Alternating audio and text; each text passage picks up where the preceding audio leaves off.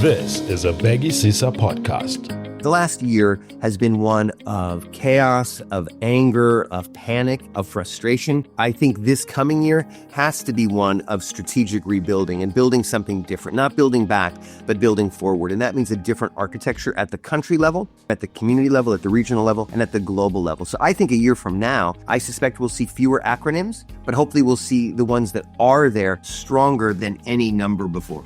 Welcome to this episode of our Advocacy podcast. I'm Mia Malan. Today, exactly a year ago, on 20 January, Donald Trump got inaugurated as America's president, and the US government's policies for HIV funding in countries like South Africa changed overnight. Funding was stopped with President Trump's executive orders, and HIV clinics and projects funded by the US government across Africa closed down within days and weeks. So, where are we a year later? How will countries fund their HIV responses? And how has international aid changed? To find out, I'm joined by Mitchell Warren, the Executive Director of the New York-based HIV advocacy organization, Avac. Avac, too, has lost funding as a result of President Trump's changes in policies. But the organization has also played a big role in fighting those decisions in US courts. Mitchell, thanks for your time as always. Let's start with Avac. How has your organization's funding and staff levels changed from a year ago? It's hard to imagine and describe the last year, Mia, and I know we've spoken a bunch over the year, but it has been the wildest ride and full of unpredictability, including for our organization. Avac, one of our largest projects was a PEPFAR-funded project, and we received one of those stop work orders just a year ago, right as the administration was beginning. And we ended up laying off about a third of our staff, and even more difficult decisions about the fact that a big part of that project had sub-grants to partners all over East and Southern Africa. And so those grants were terminated, and that meant a lot of them have had to downsize and lay off staff as well. But for Avac, we're about a 40% smaller budget-wise and down about a third of our staff and working hard to make sure that we are fit for the future. And how do you become fit for the future? Do you go smaller or do you find new funding? So we're definitely smaller. I'd like to think we're smarter and more strategic, looking for new funding, but also making sure the resources that we do have are optimized for the most impactful work that Avac, I think every organization should be thinking that way. Let's look at this a little bit more broadly. Where is the African continent a year later since the funding cuts, and what consequences have we seen? When you look back to January 2025 and that first month or so, it was utter chaos and confusion. No one knew what was really happening. We weren't getting information from what was then USAID. So projects were putting up little handmade signs, closed because of PEPFAR or because of USAID closing. Things have certainly continued to be chaotic, and I think we're still waiting for information. We seem to be living in monthly cycles instead of getting information and planning ahead for a year or so. I think everyone is looking month to month, quarter to quarter, not really certain of the future. So we've certainly seen programs all over East and Southern Africa constrained, unable to plan effectively for the future, cutting services or at least minimizing them, and just really stretched so thin because of all of the uncertainty. So there's both the direct health impacts. We've seen lower numbers of people getting HIV tests, concerns of people falling out of care, the slowing down of PrEP programs. But we've also seen this take a huge hit on the morale of staff in organizations, whether service delivery or advocacy, you name it. So it has the direct impact, but also this psychological impact on everyone. When we look at things like an increase in new infections in the rate of it, or if we look at people falling out of care, has the impact been as big as we thought it would be, or has it been smaller, or do we just not have the data to know that? That's a great question, Mia. And the honest answer is we don't entirely know. From January 2025 until, middle or end of the year, we were seeing a lot of modeling studies, what the impact might be, lots of forecasting. One of the most outrageous cuts and most illogic cuts in PEPFAR was to not track the data or at least not report on the data. And that means we are all operating with at least one hand, if not both hands, tied behind our back. And one of the things that made PEPFAR great was this focus on the data. So we don't actually have all the data. We expect, hopefully by the end of this first quarter of the year and by March of this year in a couple of months, we would hope to begin to see data coming from governments and from UNAIDS. It's going to come a little slower than it used to. We used to see quarterly data coming from PEPFAR to assess performance, to realign programs. So we don't actually know the impact. I think many of us are bracing ourselves to see, if not an increase of new infections, certainly no decrease. You can remember back at World AIDS Day, UNAIDS put out their latest data forecast from 2024, and they showed that from 2023 to 2024, the rate of new infections flatlined. It was 1.3 million both years. Remember, that was 2024. That was even before the U.S. administration changed. So the expectation is that we certainly didn't achieve great progress in 2025 and are likely going to see an uptick, which is why we should all be incredibly worried right now. So now there's an American First Global Health Strategy. Can you break down what that means and what are the implications of that? What it means is that this U.S. administration is throwing out 60 years of bipartisan, multilateral, and bilateral relationships that have not only been about the HIV response, but about global health and foreign assistance, where it was always about partnerships and collaboration. Certainly with the focus on American diplomacy, foreign assistance from the U.S. government was always about health diplomacy. From the very beginning in the 1960s, when John F. Kennedy helped to establish USAID and the Peace Corps. What you're seeing in this administration is a strategy that isn't about global health. It is about American economic transactional negotiations. And we see that play out in every possible way. What's so ironic is that when we read that quote unquote America First strategy back in September last year, it used PEPFAR in name as this incredible foundation on which to build. But then the strategy went on to basically criticize what had made PEPFAR great. Working in partnership with governments and with communities, working with non-governmental organizations, recognizing that global health was not just about health technologies, but about the wraparound services and the data. Those are all the things that made PEPFAR so successful, on which this strategy was meant to be built. But then the strategy went on to destroy all of those underpinnings. So it's a strategy on paper, but it's not at all clear that it can deliver any degree of impact in global health. So something that we've seen about this America First new strategy, at least in the media, is we've read about memorandums of understanding being signed with countries and having really unreasonable requirements, like you can have your HIV money if you give us lots of other things in exchange. For instance, genetic sequences of germs found in the country and share it with the American government so that American companies can come up with vaccines and can come up with cures. And that's in direct contradiction with how we're thinking about handling global pandemics at the moment. What do you think of that? I think the way you've described it is tragically on point. This is not a strategy for success in global health. These memorandum of understanding are basically U.S. dictated terms that are entirely transactional. And we've known that this administration is all about economic transactions.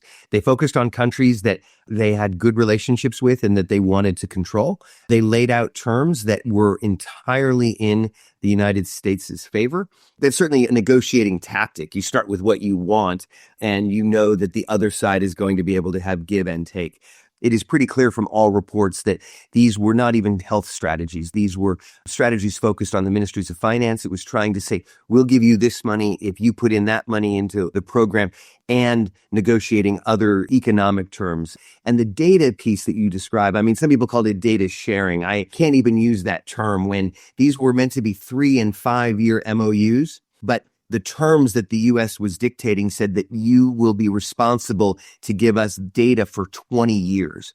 That's not data sharing. That is data extraction for the U.S. to take the data that are from a sovereign state and use as they see fit, with no reciprocity, no commitment that if they do develop a vaccine or a cure or a new diagnostic, that the country from which that was based would ever benefit from it. So this is not data sharing. This is a transactional extraction.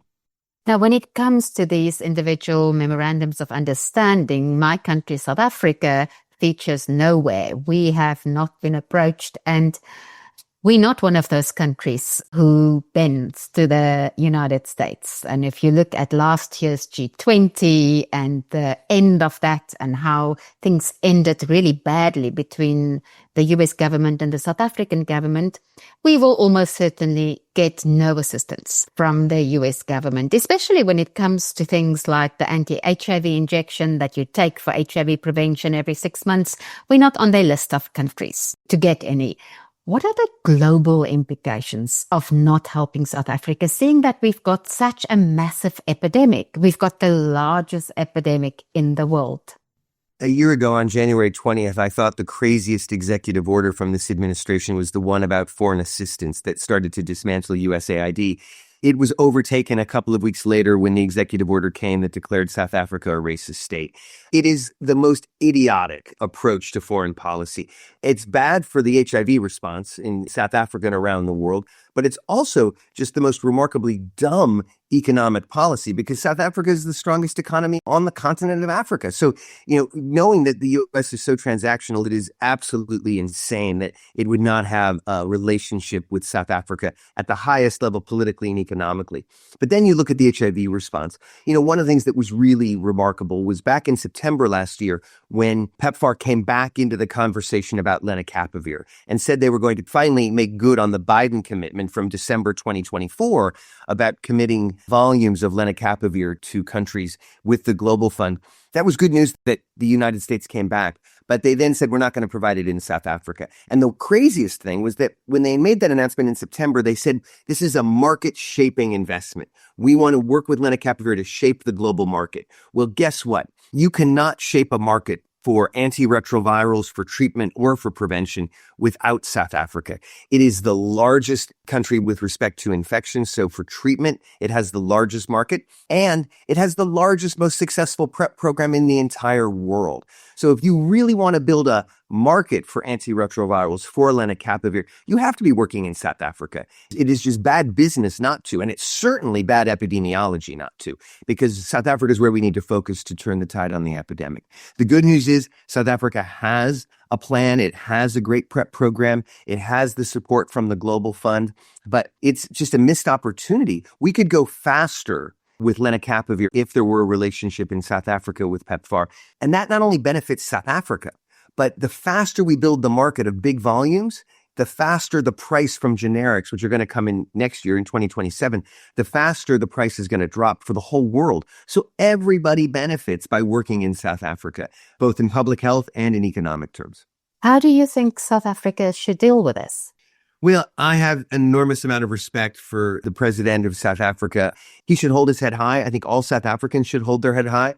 It is a free, democratic country, not a racist state, and it has a remarkably successful HIV program. It has been stronger thanks to its partnership with PEPFAR, but it can be strong without it, and it needs to dig deep, both in its ability to be smart and strategic, and it needs to dig deep into its pocketbook, and it needs to say, you know what, lenacapavir is a priority. It's going to be harder perhaps without PEPFAR in the short term, but we can dictate the terms of our AIDS response. And so I hope that South Africa, not just the government, but most importantly, South African civil society will step up and advocate for what's right for the epidemic response in the country, in the region, and ultimately globally. And I think it can deliver great success. When history is written, and we're going to look back to 2026 and say, you know what, South Africa did the right thing in its AIDS response, and it helped the world when PEPFAR wouldn't. So what you've mentioned now is that we should try and pay as much ourselves as we can for lenacapavir, which our health department has announced they prepared from 2027 to buy generics, but that we should also be smarter with our resources. You've also mentioned that about Avac. What does that mean? How are you smarter with fewer resources? Can you give me a few practical examples? Sure. When you look back on the last 6 years, as we look back to the AIDS conference in 2000 in Durban, that was the huge turning point. And Peter Piot at the time said we need to think from millions to billions. And Global Fund was created, PEPFAR was created, and programs grew. And as they grew, they delivered huge impact of people on treatment, of infections averted, of babies born HIV-free. It's the greatest example of global health and global assistance in decades. But we also saw a lot of money come into the system. And there are many people who work outside of HIV, in tuberculosis, in malaria, in antimicrobial resistance. And they say, wow, HIV has too much money. I don't think it has too much money. It had a lot of money relative to many other issues. We have less money. I think for me, the big issue, looking now a year in the rearview mirror, I think for us at Avac, and I think for the whole HIV community, we cannot build back to January 19th of 2025. We are not looking to bring back USAID or acronyms or every project that was terminated. We had a lot of projects in the field, and we had a lot of things at Avac that maybe were not core to our mission. They were not unimportant, but we need to look to strategic partnerships. I think we are certainly working with a number of our partners, particularly South African and other African advocacy organizations, to say, we did these things together with this much money. We have less money, you have less money. How do we get smarter? Maybe we both did something together. Maybe both of us hosted a session at a conference. Maybe both of us did outreach and education about PrEP. Now one of us should do it with the support of the other. So it's about streamlining. It's about looking for strategic partnerships. It's about being mission critical. Are there things that we did that perhaps were good and important when we had the resources, but weren't mission critical? For AVAC, our mission, how do we accelerate the introduction of new HIV technologies? And how do we make sure that we continue to develop technologies we still need? And that's one of the other things that is most worrisome, is what's the research infrastructure for the years to come? And very few people are focusing on that. So I think part of this is figuring out where do each of us focus and make sure that we divide and conquer, that we collectively complete the job. Now, talking of fewer resources, the US funding cuts have also had other spin-offs. We've seen countries like the UK and Germany decreasing their bilateral assistance to developing countries. And we've seen the Global Fund for HIV, TB and malaria not reaching its goal, very far off its goal of $18 billion for the next 3 years. What's the impact of that? The impact is huge. Just a couple of months ago, South Africa, not only hosting the G20, also hosted the Global Fund replenishment. Again, with great leadership on the continent, it was great to see the replenishment happening for the first time on African soil. And yet the co-host, along with South Africa, was the United Kingdom, and with great fanfare, co-hosted the replenishment and then cut their support by over 20%. Germany made a great pledge, but it was down over 15%. So this is not just a U.S. problem. The Global Fund is a hugely impactful, one of the greatest success stories in multilateralism, and we need countries to step up and continue those investments. So we know the Global Fund is going to be operating with a smaller resource envelope than its investment case of $18 billion. Again, it's another example of how to get smarter. Are they going to do even more with lenacapavir to drive infections down faster? Will they make sure that certain programs that focused on key populations that the PEPFAR programs used to support might get sustained through the Global Fund? We have to look at every program, every investment, and see how we accomplish the goals with fewer resources. We need to sustain the impacts, and we need to stay laser focused on that, irrespective of the resources we have, and make sure that every dollar, rand, euro, pound, whatever currency is spent to best effect, and make sure that we are not missing this moment. So we need to sustain the impact of what we do to fight AIDS, but we do need money from somewhere. And a big change like this will necessarily eventually develop into a new funding structure or environment, whether that's domestic funding or whether it's the private sector stepping in. How do you see that play out? At the end of 2026, what do you think would have emerged? So I think if we look ahead a year, we will certainly see a greater degree of domestic resources. Now, South Africa was already funding over 80% of its HIV response. Other countries are going to need to do the same. One of the big issues is we know many countries around the world, particularly low and middle income countries, pay more on servicing their debt than they do on servicing their health systems. So we do need to see a massive shift in debt relief so that countries can spend the money they do have on health impact, not on servicing debt. And that's going to take significant political negotiations with the World Bank, with lenders. I think that's an area that 2026 really needs to prioritize. I do think we need to see the private sector stepping in. One of the things that people often talk about in terms of demographics is that over the next several years, South Africa and the African continent will grow and grow and grow in terms of its population relative to the rest of the world. It's an economic engine. So how do we make sure that the private sector is making best use of that economic engine? We know private sector is going to want to make money in Africa, but how do they also invest that money back? And how do they make sure, and this goes back to things we said 20 years ago, a healthy Africa is a healthy market for future economies. So I think we need to see this as a virtuous cycle. So I think it is about getting the private sector to see Africa as a growing market and making sure that we have a health system that supports healthy people in that growing economy. And I think that's going to be hugely important. And I don't think at all this is the end of PEPFAR or the end of Global Fund. I think it's going to be very different. So looking ahead into the next several years, I do think we're going to see efficiencies. You've got in many countries Global Fund and PEPFAR, but you also have Gavi doing vaccine and immunization programming. I think we're going to need to look at the architecture. Do we need every global health organization? Do we need every global advocacy organization? So I think we're going to see a fundamental restructuring. And I don't think that's a bad thing. I've said, and I'm sure I've said to you over the last year, after an earthquake, architects don't build the same building again. They build something far more resilient. The last year has been one of chaos, of anger, of panic, of frustration. I think this coming year has to be one of strategic rebuilding and building something different, not building back, but building forward. And that means a different architecture at the country level, at the community level, at the regional level, and at the global level. So I think a year from now, I suspect we'll see fewer acronyms, but hopefully we'll see the ones that are there stronger than any number before. Just to get back to the private sector involvement, can you give me an example when you say the private sector should step up and be involved? How and who is the private sector? Is it the private health sector? Is it business investments? So it's on a number of levels. It's interesting when we saw the introduction, say, of cabotegravir and lenacapavir from a health systems perspective. ViiV and Gilead, they developed the products, but they were looking to the Global Fund and PEPFAR, and they were looking to the health systems in country to deliver the products. They don't see these as viable markets to make money, and they want to make their money in the U.S., in Europe, in middle-income countries, in Asia, in Latin America.